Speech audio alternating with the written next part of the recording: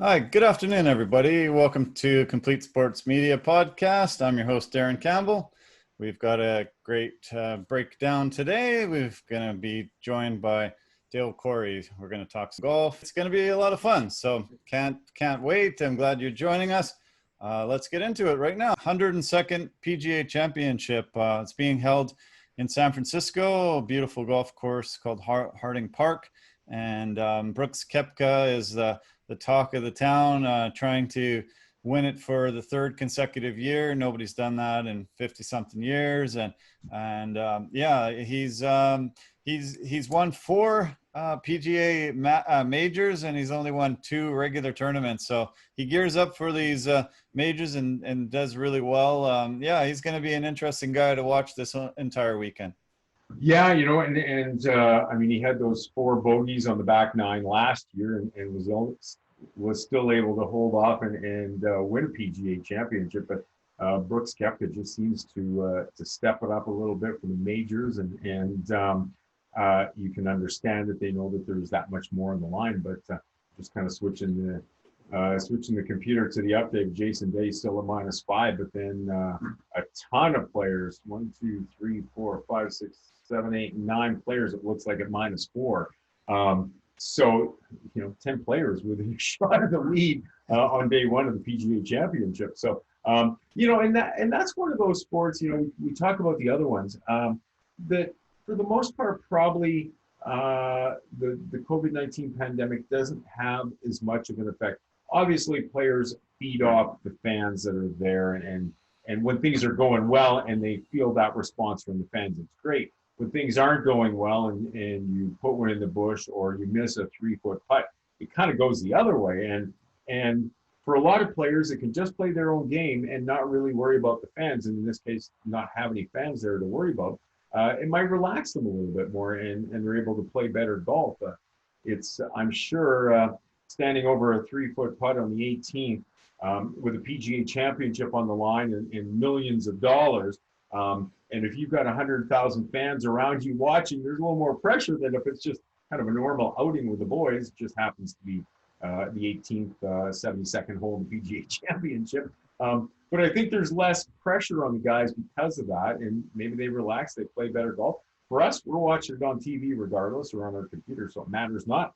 We can enjoy it. But yeah, it's hockey tomorrow for the Canucks, and then a little bit of golf on the weekend. I think will be what we'll be looking at. Yeah, exactly. Yeah, no, I'm glad you brought that up because a lot of people are just talking about the no fans having an impact with the energy and the noise and being able to pump a guy up, and but it can work in reverse. If you make a bad shot, the booze can come out, a bit of the cat calling and chirping and things like that, and the pressure. Sometimes you see a guy standing on the green about to make a putt, and his knees are shaking so bad that you can see his pants moving. You're like, oh man, that's pressure. I feel the pressure when I'm standing on the first tee and there's a couple of groups standing around watching me. And, these guys have to get used to those crowds, but it must be nice because, there's officials always trying to keep the crowd quiet and always, holding up the sign saying, quiet, quiet, please, everybody, shh.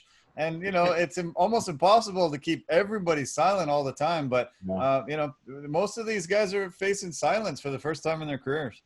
Well, I mean, I remember when, being in Chilliwack all those years, the BC Lions used to have training camp in Chilliwack a number of times. And there'd always be a golf tournament. A couple of times I remember going out to the Falls, up on the eastern hillsides in Chilliwack. And, Damon Allen was playing, and some of those guys. And yeah, I remember standing on the tee, and, Damon's back there, and some of the veterans on the team, Lucas Sagley and some of those guys. I'm like, oh, just hit it down the middle, please. Just hit it down the middle, and don't shank one into the bush or anything.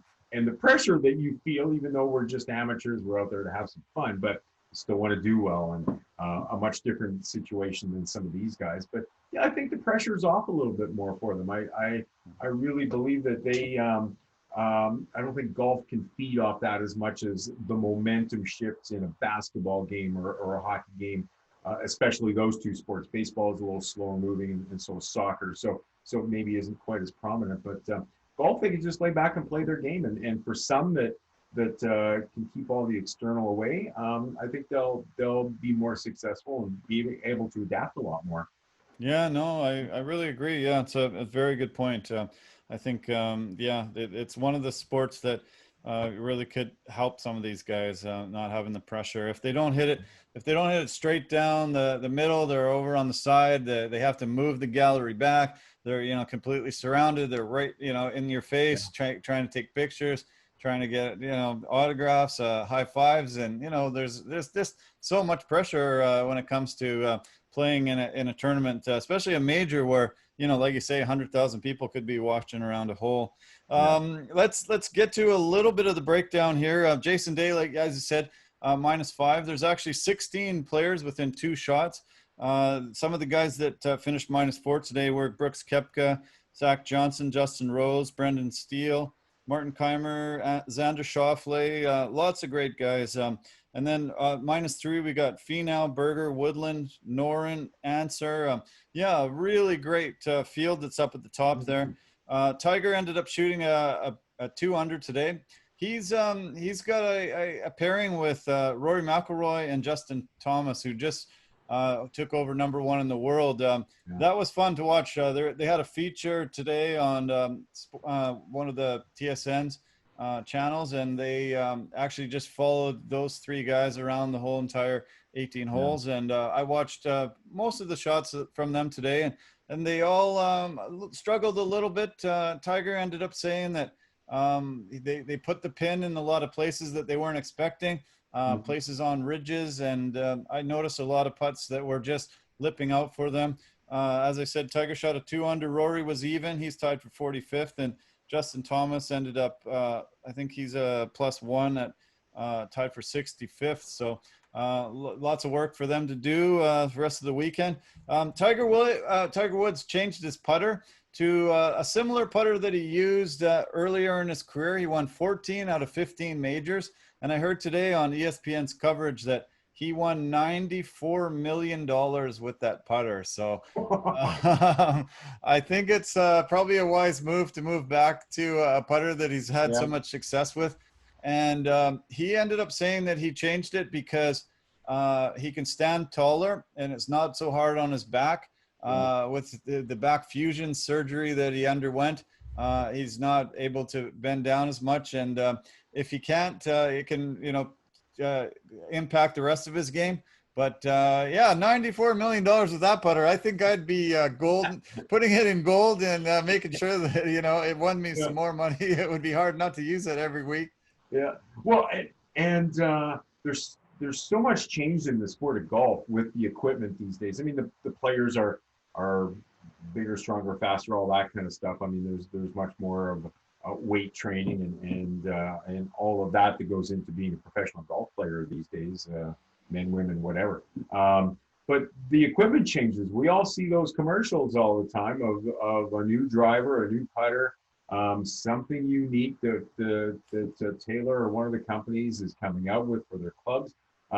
So as a player, it's got to be tough. I mean, you play so much golf as it is. Every 4 days or every 7 days, you're playing 4 rounds of golf in a championship event, a PGA event somewhere. So you got to get a bit of a break as well. I'm sure they're still playing those other 3 days, and that's maybe their chance to try out some new equipment. But hey, in Tiger's case, like you say, the older you get, the injuries start to mount as a little bit. You can't do as much. So if you go back to something that worked for you, that allows for a bit of a difference in your stance, makes you feel more comfortable, you got to go with it and try to work with it as much as possible. And he's at -2, and I see Adam Hadwin's at -2 as well, tied for 17th. There's a big group tied for 17th at -2. So it's a leaderboard that is compacted with a lot of players up near the top, and we'll see as the weekend progresses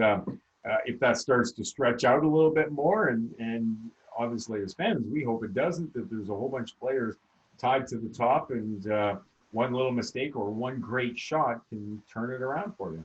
Yeah. No, I'm glad you mentioned Hadwin. I was about to say he is 2 under and looking pretty great. There are 4 Canadians in the tournament: Hadwin, Corey Connors, Mackenzie Hughes, and Nick Taylor. And let's hope a lot of them can contend and be up there through the weekend. It's always fun to cheer the Canadians on. They've mentioned that this is one of the toughest courses in the world for ball flight. They say they lose about 30 yards because of the marine air that's coming in San Francisco there. They said the temperature is going to be in the low 60s and a steady wind, thick rough. I was surprised at the low scores today. Typically in tournaments like these, we're barely seeing only a few guys scrape together under par rounds, but so far they're being able to dominate this course, and 4 or 5 under, really good, good first opening score on a PGA Championship. Yeah, well, and it's one of the beauties of this championship. I mean, we all know that the Masters is played at Augusta National, and it's always there, and they can get that course in shape. Of course, it's later in the year this year, but it's on the same course. PGA Championship, moves itself around and really prides itself on making that course tough on the players, which is great for us to watch as fans, because we get to see how these players adapt to the rough that's a lot thicker than it might be at a lot of other courses. This is one of those championships of when it does get moved around, it's tough on the players, and nothing's easy out there, and that's the way it should be. They're the best in the game. They're on the PGA Tour, and we all see them, how far they can hit the ball off the tee these days, and it's just unbelievable to see how far they go with it. But the fact that the rest of the course is that much tougher for them, anybody can hit a long ball, not me, but those guys. But to see what they can do, from that second shot into the green, is where it really gets interesting. And they don't make the course easy on these players, and that's the way it should be. It's the PGA Championship. Yeah, you're right. Yeah. Well, as you mentioned earlier, Dustin Johnson, 4 bogeys on the backside last year, shot a 74, 4 over, and he still won by 2 over Dustin Johnson. So, typically they really make it tough. And like you say, it is great for us amateur golfers that just, get out there once in a while. It's nice to see the pros struggle at something that we struggle at really badly. So, it's a lot of fun. It's a good thing about golf. The other thing about this tournament that I love is all these PGA pros get opportunities to come and play the course. Out of the 156 field, there's quite a few guys that are just the pro at their local club, and they somehow make their way into this tournament and have an opportunity to tee it up with the pros. It must be super exciting for a ton of these guys that obviously always had pro aspirations, but they're just the local club pro now. Yeah, and I mean, a lot of them are teaching the game and trying to build up those youth into becoming better players, and finding a love for the game that they can keep for the rest of their lives, which is great. But what a thrill it's got to be for some of these guys. And we've all met enough of the golf course pros where we played over the years and got to know them well, and remember some of the tournaments in Chilliwack. Chilliwack Golf and Country Club had its pro-am usually in the middle of July, and some of the guys that would come from the Vancouver area, there were great golfers there, but you get to see how they would tackle that course, and it was pretty much a wide open layout and fairly flat, but a tough course as well. So for these guys to compete in the PGA, it's got to be a great thrill for them. They know that there's an importance. They take pride in it, and they want to make the cut. They want to be there till the end, and as fans, we get to see some of those.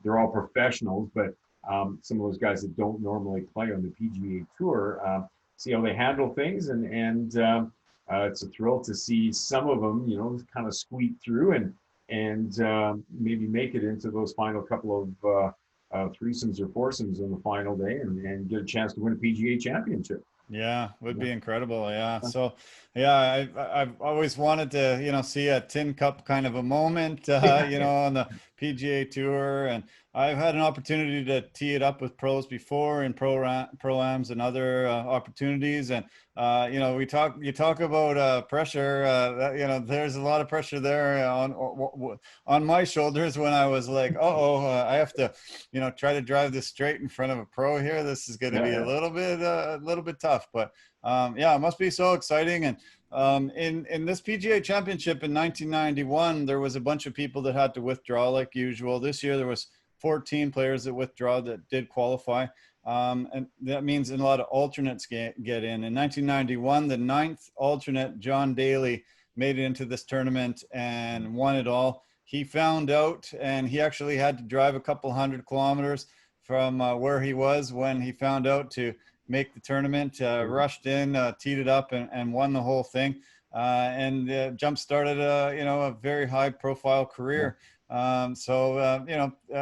Things can happen in the world, and it'd be really great to see that type of a thing happen again. That's why we love sports, man. That's why we love sports and live sports, because at any time, anything can happen that's never happened before. And that's the unique part about it. Whatever sport is your favorite sport, we're hockey fans, we're baseball fans, we're basketball fans. We love all of those sports. But yeah, anything can happen. And on any given day, somebody can throw a perfect game in baseball, or have a Daryl Sittler 10-11 point night. It can happen at any time in any game. And that's the beauty of it. That's what keeps us following it.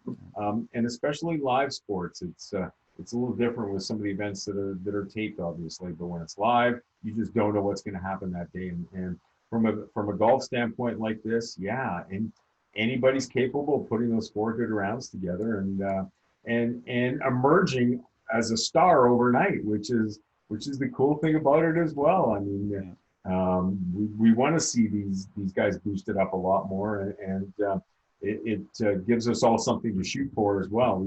We have no chance of making it on the PGA Tour, but to see somebody who wasn't expected to be there, take advantage of that situation, and in his case, put those 4 good rounds together and win it, and really go on to a successful career. It was a crazy career, but a successful one as well. And we'll see what progresses over the next few days at the PGA in San Francisco.